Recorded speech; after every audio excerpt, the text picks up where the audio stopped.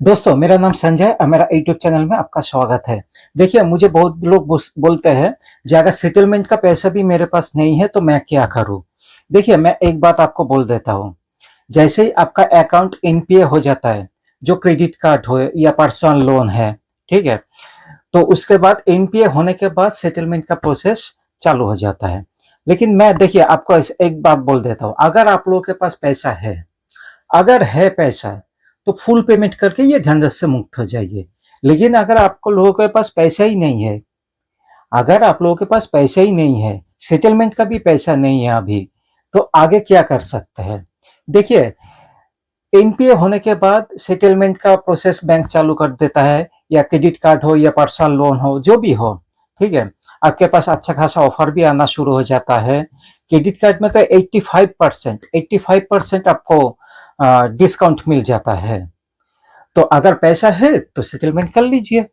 लेकिन वो पैसा भी अगर आप लोगों के पास नहीं है, तो बैंक आपके साथ क्या कर सकता है। देखिए, दो केस तो कर सकता है।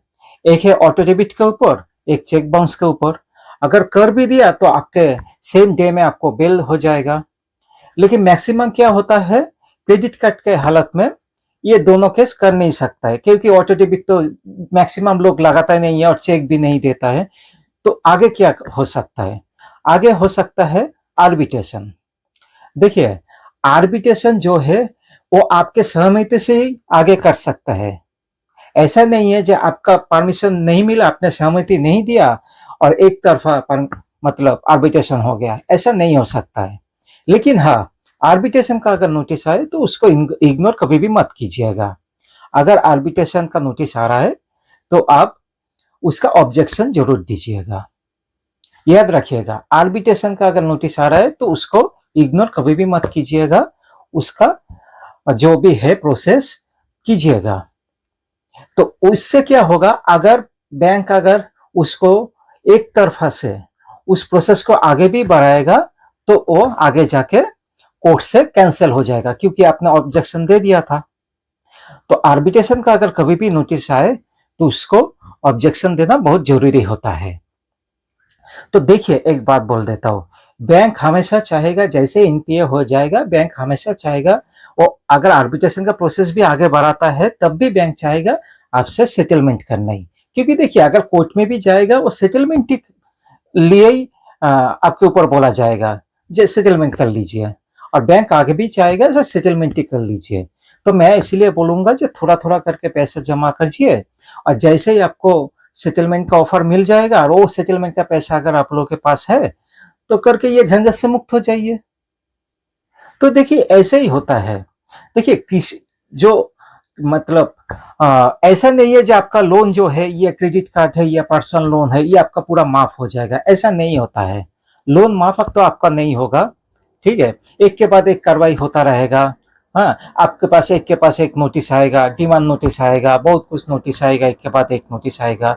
अगर चेक दिया है तो चेक बाउंस का नोट आपका ऊपर केस हो जाएगा, या ऑटो डेबिट लगाया उसके ऊपर केस हो जाएगा। लेकिन उसमें बेल मिल जाता है, लेकिन कार्रवाई तो होता रहेगा ना। तो इसलिए बोलूंगा, अगर आप लोगों के पास पैसे है तो फुल पेमेंट करके ये झंझट से मुक्त हो जाइए। लेकिन अगर पैसा ही नहीं है, अगर पैसा ही नहीं है, ऐसा नहीं है जो आपको आज ही के दिन आपको सेटलमेंट करना पड़ेगा, ऐसा नहीं होता है। आपके ऊपर दबाव कोई भी नहीं डालता है। बैंक सेटलमेंट का ऑफर आपको देता रहेगा। जैसे ही सेटलमेंट का पैसा आप अरेंज कर पाएंगे, उस टाइम आप सेटलमेंट का पैसा दीजिए और ये झंझट से मुक्त हो जाइए। तो ऐसे ही आपका जो क्रेडिट कार्ड है या पर्सनल लोन है, जो भी है आपने डिफॉल्ट किया, उसका मैटर ऐसे ही आप क्लोज कर सकते हैं। अगर मेरा दिया हुआ जानकारी अगर आप लोगों को अच्छा लगे तो लाइक एंड सब्सक्राइब कीजिएगा। अगर और भी जानकारी चाहिए तो देखिए, इधर फोन नंबर है, इस फोन नंबर पे व्हाट्सएप मैसेज कीजिएगा। आपका नाम, आपका फोन नंबर और आप कौन सा सिटी से बात कर रहे हैं उस सिटी का नाम लिख के मुझे एसएमएस करके भेजिए, व्हाट्सएप मैसेज करके। मैं शाम 6 बजे के बाद आपको कॉल बैक कर लूंगा। धन्यवाद। जय हिंद।